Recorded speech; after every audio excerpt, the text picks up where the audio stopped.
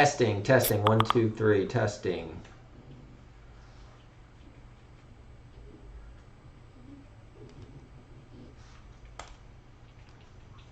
Okay, I'm back. Apparently I didn't have audio, so nobody heard my ramblings. So I won't go over everything I just said because it was just kind of an intro and rambling. But I will say go to formtowin.com, download the app if you have a PC. If you have an iPhone, go to the Apple Store. You can download the app there. If you have any other device, Android, Samsung, whatever you use, Google phone, go to your Google Play Store and you can download the Form to Win app there. It's free to download. Go ahead and create an account, which basically all that requires is you putting in your email and creating a password, and that will give you 2 free races a day. So you can play around with the app and get used to it, because it is a digital PP, so it's a different way of looking at PPs. But once you once you get used to it, I think you're actually going to love it, especially if you're using your phone or tablet.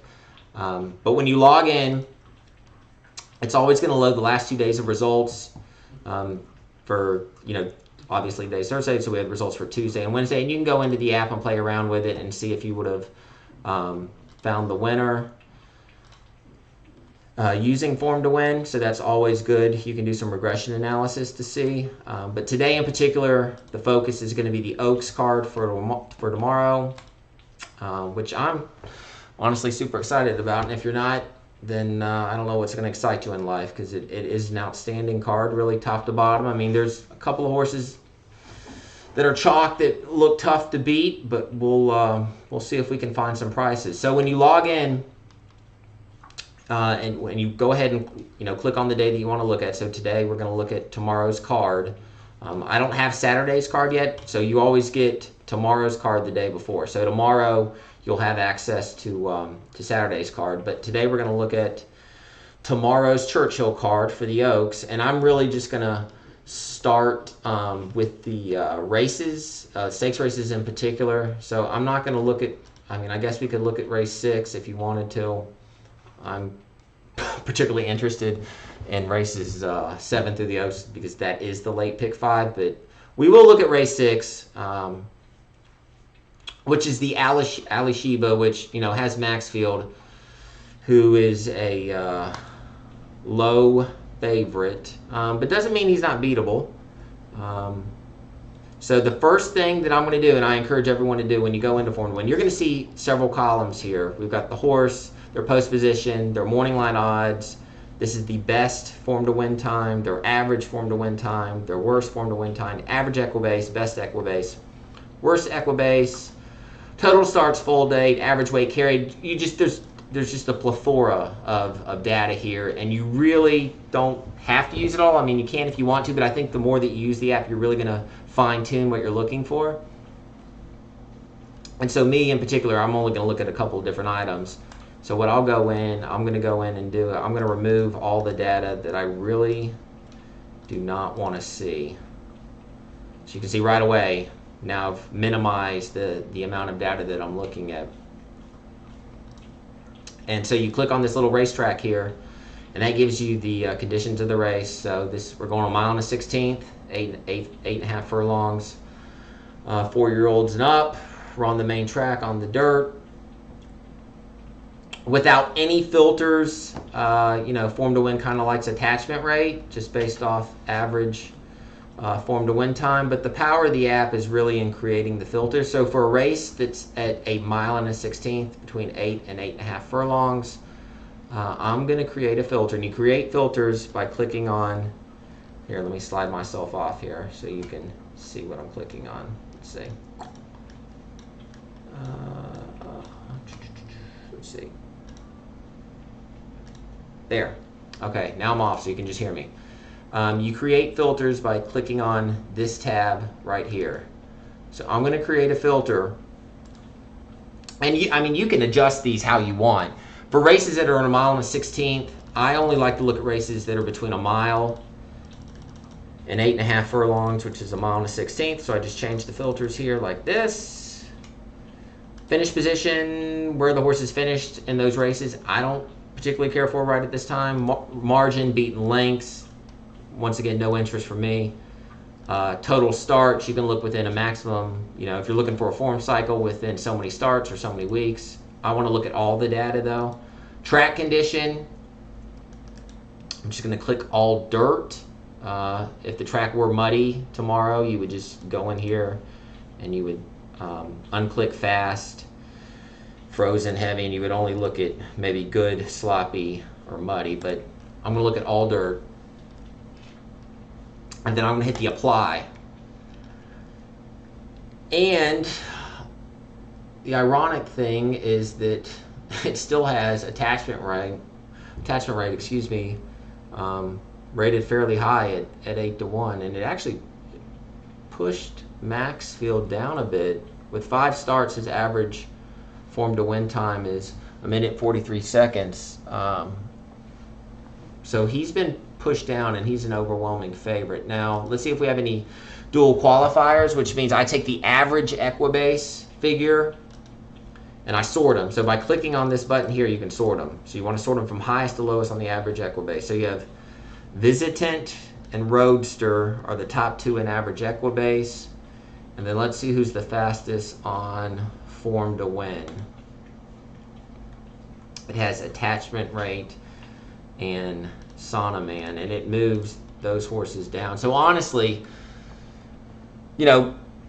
Maxfield's a short price favorite, but the horse that is interesting, at least by form to win, what form to win is calculating is attachment rate, and he's 8-1 on the morning line.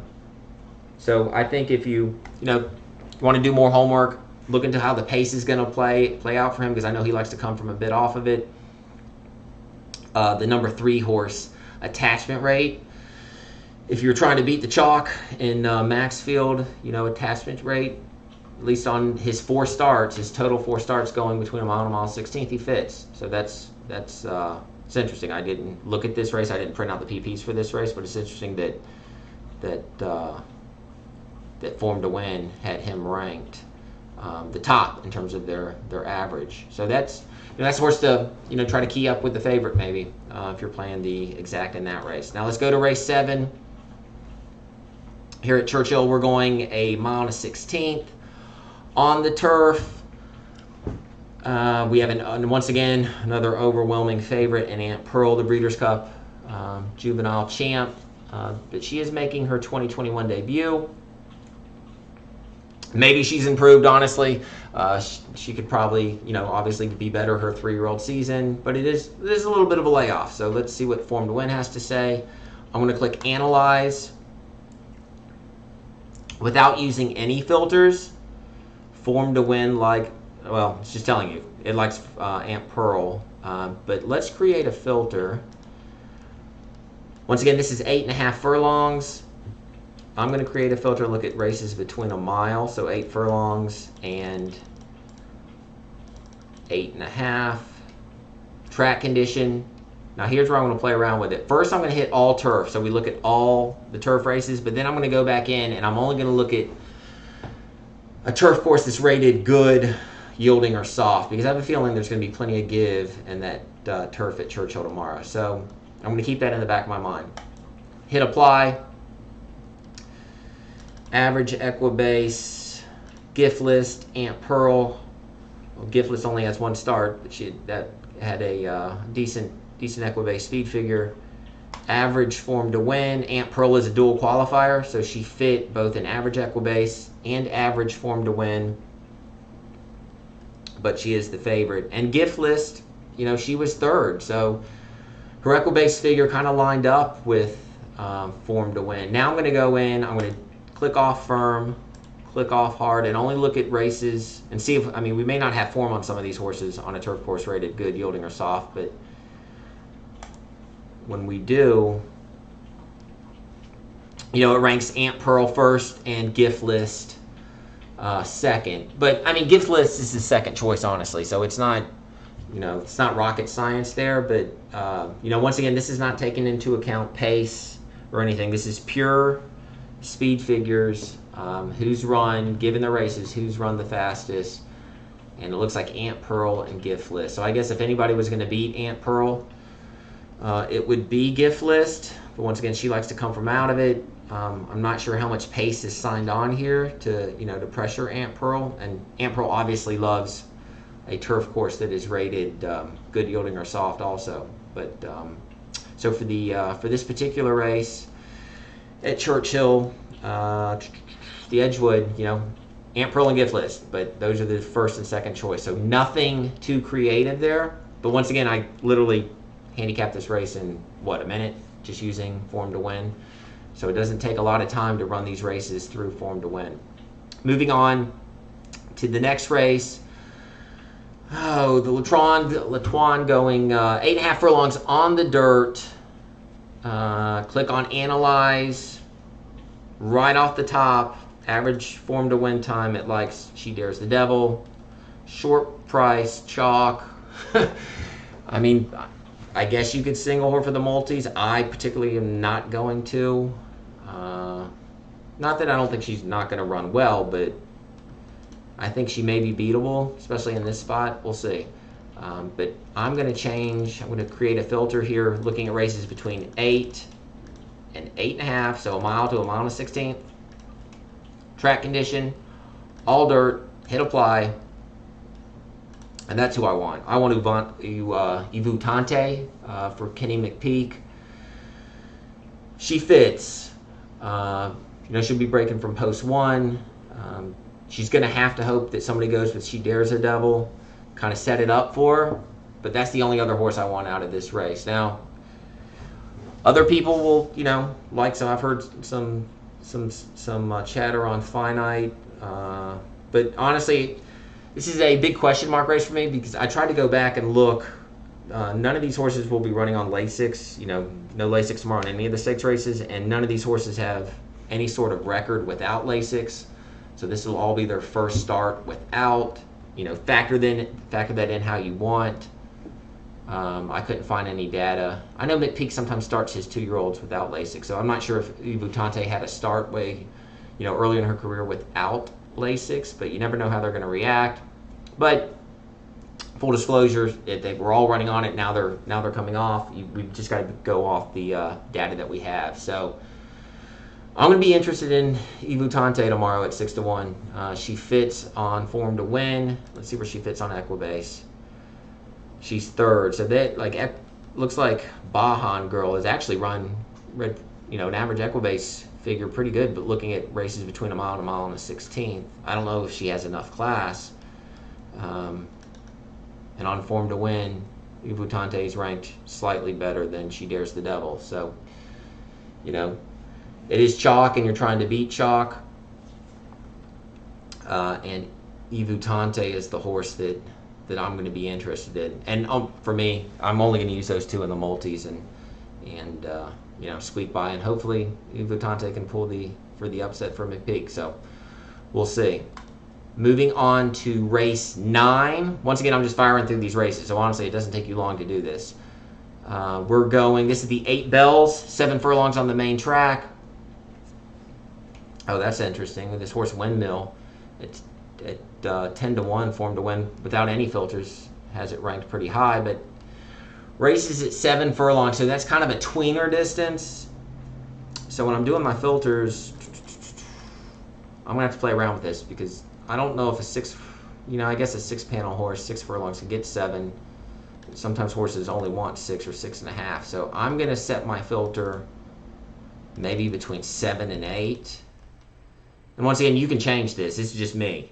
And honestly, my opinion is no better than yours when you're trying to build these filters. I just, I try to go up a furlong or less depending on how the track's playing. So I'm going to set mine between 7 and 8. Track condition, all dirt, hit apply. Form to Win like Super Sensational, followed by Caramel Swirl, breaking from the outside post at 12-1. And then obviously Day at the Office, who is your favorite. Those are the top 3 on Form to Win. Average Equibase, like Slumber Party. She's had 2 starts, but she's been pushed a little bit lower on Form to Win. But honestly, I mean, these are decent price horses here if you're trying to beat the favorite in Super Sensational and Caramel Swirl. Now I know So super sensational. These two races came on the Tapeta at Woodbine. That we're factoring that in here. Maybe she's a better animal on the artificial surface, but she has been running in routes, and maybe she just wants the cutback. If she can translate that Tapeta surface form to the dirt, then she fits, absolutely fits in this race.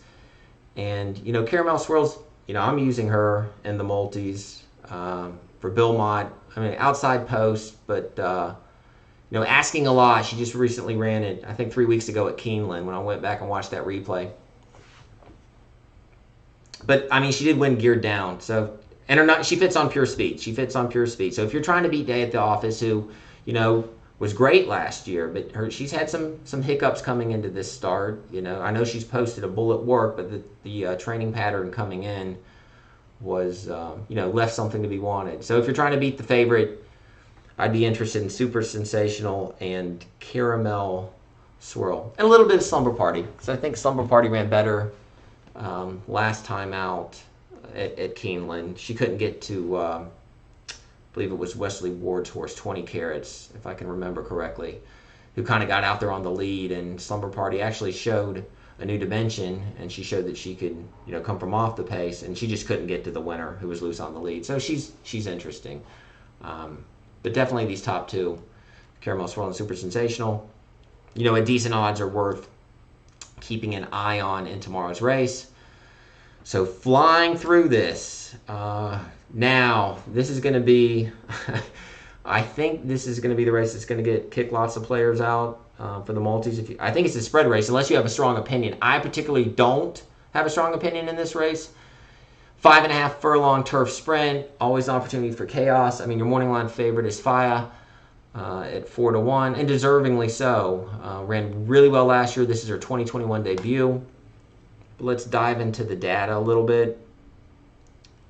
We have plenty of starts here. So for 5.5 furlong races, which is what this is, these turf sprints, I like looking at form between 5 and 5.5. I do not look at races at 6 furlongs. I think a 5 furlong horse or a 5.5 is a little bit sharp for 6 furlong horses. Not saying that they can't win, but me personally, I only want to look at races between 5 and 5.5. Track condition. Now I'm going to look at all turf first, and then I'm going to go back and only look at turf rated good, soft, or yielding, because I think that's the turf course that we're going to have at Churchill tomorrow. I'm going to hit apply. Okay, so, you know, no rocket science here. Once again, it likes Faya. It likes Fast Boat a bit, and Just Might, at least on average form to win time on all types of turf courses. We haven't made the adjustment yet for good or soft. On average Equibase, it's got Fast Boat and Faya. So Fast Boat and Faya are dual qualifiers, which means they fit on average Equibase and average form to win. So that's an angle I like to look. But let's dive a little bit deeper, and let's only look at races. Going to click off firm, click off hard. Only look on race turf courses rated good, yielding, or soft, which I think we're going to get tomorrow. And we're going to hit apply. And Classy John, who's 20-1 on the morning line, is extremely interesting. You know, lightly raced. I know he's in Dallas Stewart's barn. They started this horse on dirt. They made the switch to turf, I believe, 3 starts back. Now, he hasn't been running in, like, you know, graded stakes company, but he's coming out over a restricted race at Fairgrounds, and it was on a turf course rated good. So we only have 1 start. Like, honestly, if you look at total starts here, this is not a huge amount of data that we had to work with, but, I mean, with 1 start, he ran particularly well on a turf course rated good. And he moved up. So he was second to Fast Boat on average Equibase for that 1 start, and he was first on average form to win time. So if you're looking for a long shot tomorrow in this race at Churchill, you know, Classy John, you know, for the 1 race that he ran on a turf course rated good, he ran fairly well. I mean, he won it, and he fits, at least on that particular race, if he can reproduce that effort. Not saying that he's going to win, but I would have him involved in your exotics if you're a vertical player underneath. definitely. And, you know, Fias is ranked third on a turf course. So Fias got form on a good course, and so does Fast Boat. But, you know, a lot of times trip makes a difference in some of these 5 furlong sprints. But I do find it interesting that Classy John, with 1 start on a turf course rated good, he fits, and he's a price. And whenever we can find a price, that's a plus. And hopefully he runs well tomorrow, we can cash in on him. So that is the analysis of the Twin Spires Turf Sprint tomorrow. 5.5 furlongs on the turf. And literally we went through it super quick. Now we will go to the Oaks. Okay, Avis Grace scratch, so we won't look at any form for her. For a 9 furlong race, this is where you've got to really try to judge how you're going to use your filters, because we're going to have limited data, a limited data set on these young 3-year-olds. You know, most of them have 4, 5 starts. Well, Coach has 7 starts, and so does Competitive Speed, but still lightly raced, and a lot of them started sprinting and now have been stretched out, so we're not going to have a huge set of data to work with. So let's first start by looking at races between 1 mile and 16 and 9 furlongs. Although I know search results ran at 1 mile and 1/8, but I'm not sure how many of these others ran at 9 furlongs, but we'll see. I'm going to hit, let's say, track condition, all dirt, hit apply. Form to Win likes Past the Champagne. I mean, she's only got 1 start at this distance. Well, but anywhere between 1 mile and 1 mile and 16th. But I believe she ran at Keeneland at 1 mile and 16th last time out in that stakes race, where she, you know, ran admirable against Malathat. You know, just got beat by Malathat, and she fits on Form to Win. So Form to Win likes Past the Champagne, Crazy Beautiful, and it, you know, it liked Obvious Grace a little bit too, but she scratched. And so Travel Column would be the 3rd horse. The average Equibase search results had the top average Equibase figure, but once again, only 1 start, so it's hard to make a confident decision with this limited data set. And I don't really want to lower it because there's, you know, a horse that ran at 1 mile, flat 8 furlongs. I don't really want to see that data because it doesn't apply for me to 1 mile and 1/8. So I'm going to stick with my 1 mile and 16th to 9. And it kind of likes Past the Champagne and Crazy Beautiful. And they're both decent prices. So if you're trying to beat Malathat or include horses underneath, it does like Past the Champagne and Crazy Beautiful. Now, the best, who's run the best figure at these distances is Travel Column. Her best race was obviously better. No, yeah, better than Clariere's. And then Past the Champagne got moved down a little bit, and Crazy Beautiful got moved down a little bit. But those are 2 price horses that you can include on your multis, or definitely use underneath, because they do fit on Form to Win. I'm a bit interested in this horse, Pauline's Pearl for Asmussen. Just personal opinion. Nothing here, you know, that Form to Win is telling me. But I really liked Clear honestly, before, and I still like Clear. I'll put myself on here just to kind of explain what I'm doing. I still like Clear, but I think Clear was the horse that we expected to see in this race. And I think Pauline's Pearl is the horse that got started later and may be, you know, the now horse for Asmussen. And you're getting almost, you know, 4 times the price as Clear. So of the Asmussens, slight lean to Pauline's Pearl. Also, I noticed Santana was on, well, he's ridden both. Now, I know Clear went to Fairgrounds, so she had a different jock. And Santana stayed out at Oaklawn on Pauline's Pearl, but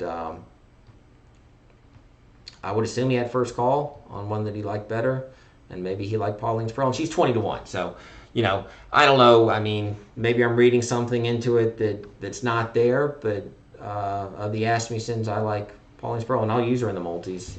Never going to, throw out a price that I like. Whether she's good enough to beat Malafat, I have no clue. But Malafat is not that much better than some of these horses. Not saying that she's not going to win, but at least on the speed figures that we're looking at here on Form to Win, she doesn't tower above everyone. At least the way that her odds, the way she's going to be bet down. So can she win? Absolutely. Is she beatable? I think so, and we'll find out tomorrow. But honestly, I just went through that whole sequence in like 15 minutes, 17 minutes without, just purely using speed, average Form to Win time. You can use the average Equibase if you're trying to find that dual qualifier, but I really like this average Form to Win time when you use the filters. So once again, go to formtowin.com, download the app, pull it up on your phone if you're at the track tomorrow.